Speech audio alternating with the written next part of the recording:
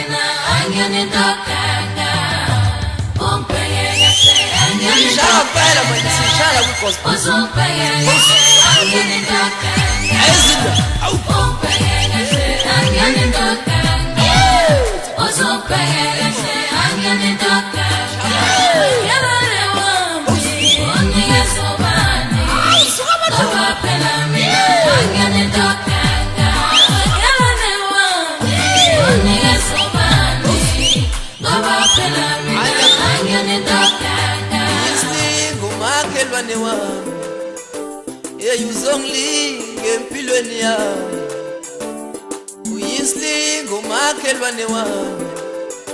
Uyizonglinga empilweni yami, hlukana negama lami. Ayibo awuyeke izindaba zakwami, awuhlukana negama lami. Awuyeke izindaba zami. Awukuthi ngenzani nginobani okwami nenkosi yami. Ayibo ukuthi ngenzani ngikephi okwami nobaba wami.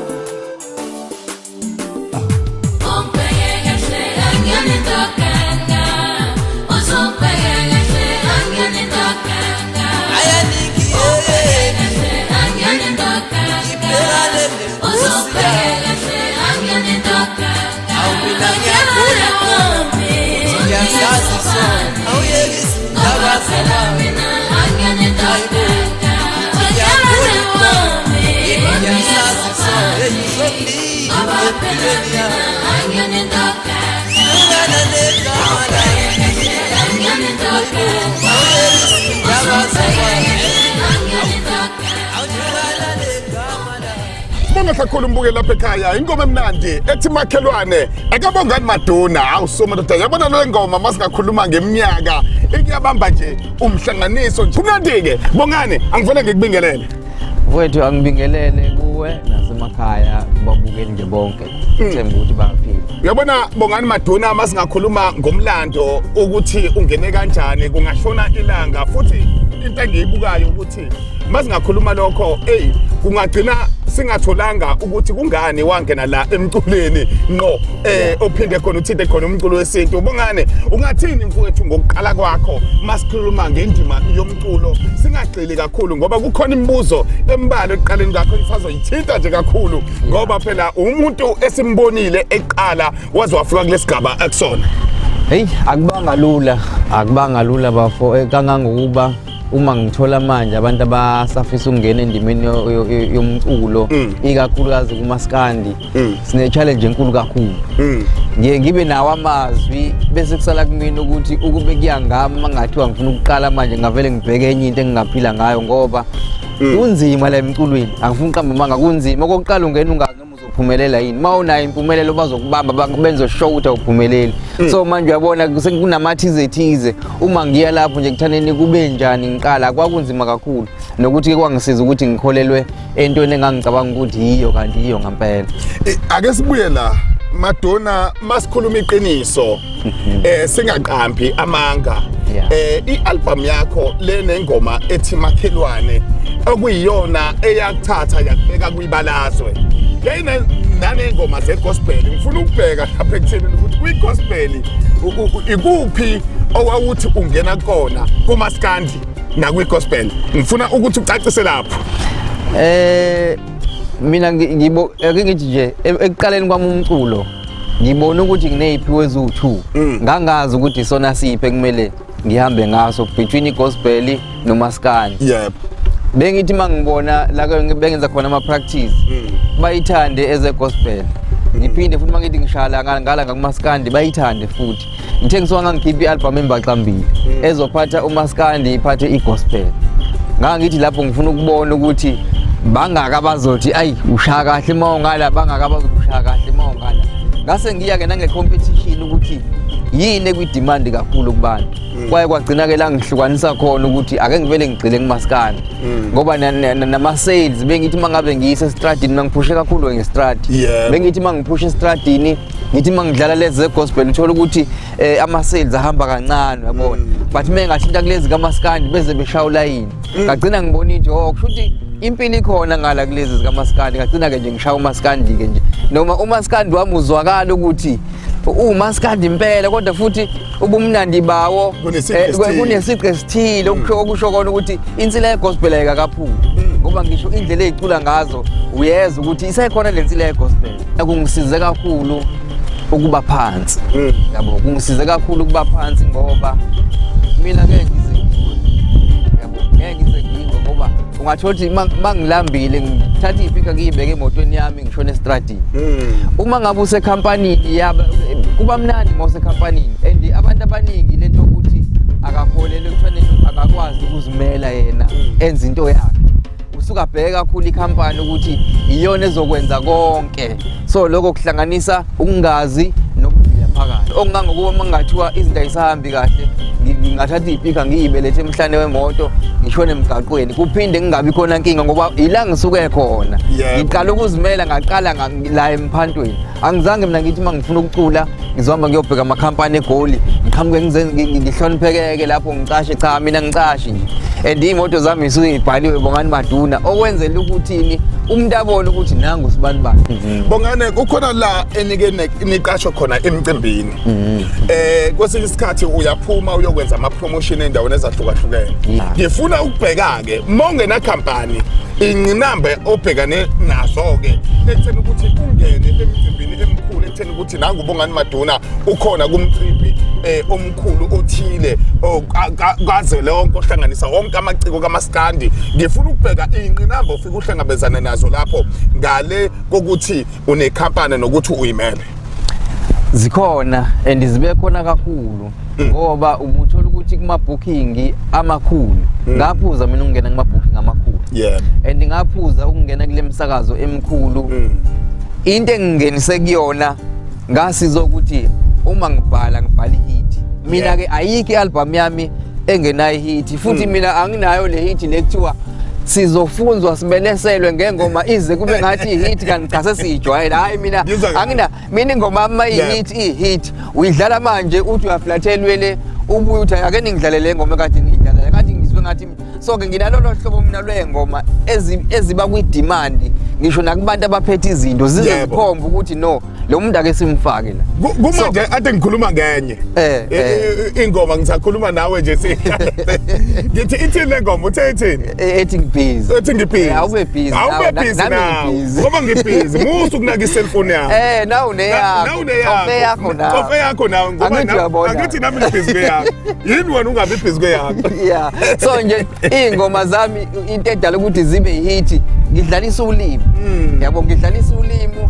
akuyona into okufanele uzilalela udule kuyimawuzi ukuthi mina cha ithi iqala nje ibihlale endabeni uze ukuthi hayi yakhuluma lensizwa so ngiya ekuthaneni ingoma zami eziphusha umuntu ophethe izinto ukuthi ayikho into eyidemand ukuthi fanele kuze kuyikhampani noma kuze kube njani cha nawo bagcina benenkinga phela abantu abalalele basuke beyifuna longo yebo uyabona usachaza indaba yama hits sengifuna ukubuya endabeni yesiqi isiqi sakho awusishintshi kushintsha ingoma sengashintsha ama beat athile kuyona kusona leso siqi ukholelwa lokho entweni owayinikwa yona akubona yebo omunye umuntu wabona ukuthi nawe hayi nami ngayenza le wathinta into engidinayo eyenzwa abafowethu yabona into eyithintayo iyangicasula ngoba umculo wakho kumele umele ungaqamba manga kuwona kunalento ekuthiwa ushuni wami